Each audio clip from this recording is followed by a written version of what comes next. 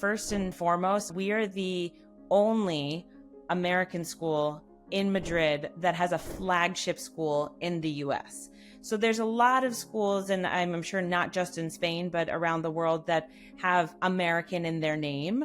And that's about it, right? They do their own curriculum and they don't have something that ties them to the United States. But having Brewster Academy be our flagship school and then being here and being able to have that tie has been incredibly important. We're the only school in Madrid to have that connection. So that's been wonderful, especially for exchanges. We've had students from Brewster Academy come here. We've sent our students to Brewster Academy in the United States, and making a culture here that is based on what it happens in Wolfboro, New Hampshire has been really cool to be able to share that. And so when our students travel there, see the same norms and same type of community. And likewise, when we have students here, they feel that too. What families have reported back to us has been very unique is the care and involvement with parents and with students from day one. We're in contact much more than peer schools here in Spain tend to do. We want to partner with families. And so we have a parent association that's very active, and we listen to our students. Student voice is very important as young as first graders, right? All the way up through 12th grade. We want to know what would make this feel more like their school. And so over the last year, students have wanted to start clubs, wanted to change their uniforms a little bit,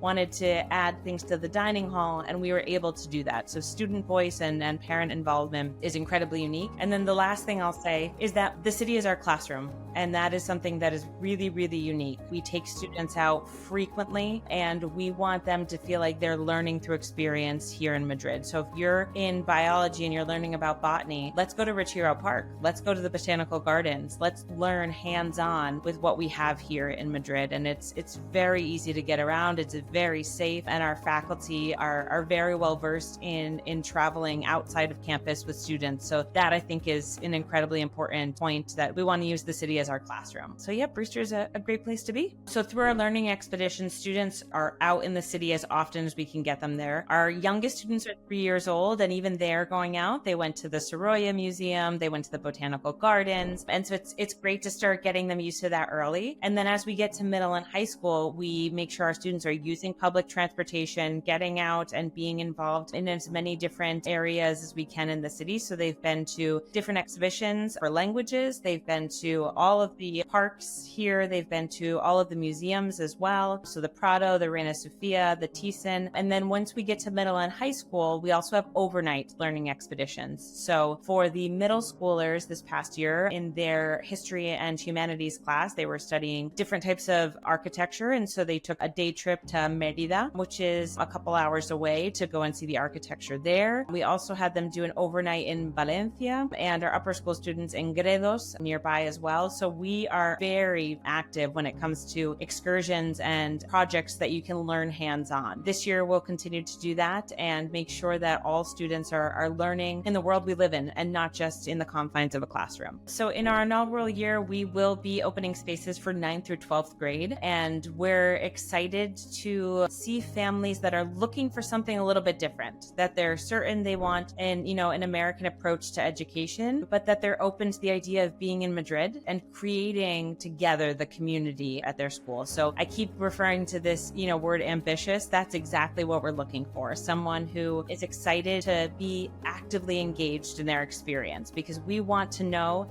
how to make it their home. And then I would just say someone who is a worldly person, right? Someone who really wants to engage in their everyday with students from all over the world through the lens of an American educational experience. And so we do ask for an interview because we want to see you off paper. We want to see who a student is, what kind of energy they bring. If they're a little shyer, that's okay. If they're really set on being a doctor, we want to know. If you have no idea what you want to do, that's okay too. But getting to know students personally, because family partnership is the most important to us.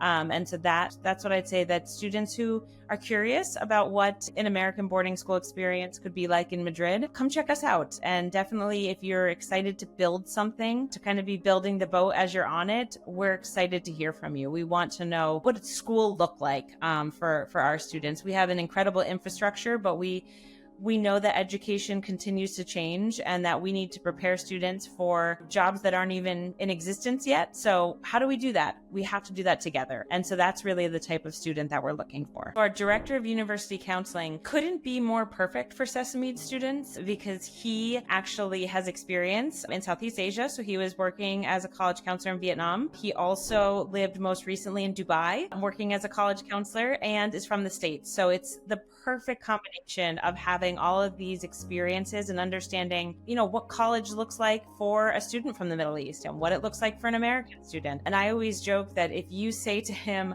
I want to study marine biology in Australia, he knows what exams you need to take, what your application should look like, who the contacts are, what universities you should look at. He is a wizard and has all of these wonderful resources and also opens up your ideas of what college could be. So that's why it's important for us that in 9th grade and 10th grade, we start getting students used to the idea that there's not just 3 jobs in the world and there's not just 5 universities to go to. There's so many opportunities. And so we have colleges visiting us all the time and students talking to them and kind of getting their feet wet and opening the doors that they didn't even know they might be interested in. And then 11th and 12th grade are where we really start to get into who do you want to show or what do you want to show about who you are to colleges and universities. And so the conversations that you had in 9th and 10th grade about what your story is going to be, what classes you're going to take, what you want to share are really important and start coming to life in 11th and 12th grade as you craft your narrative of what you're going to share. And we collaborate extensively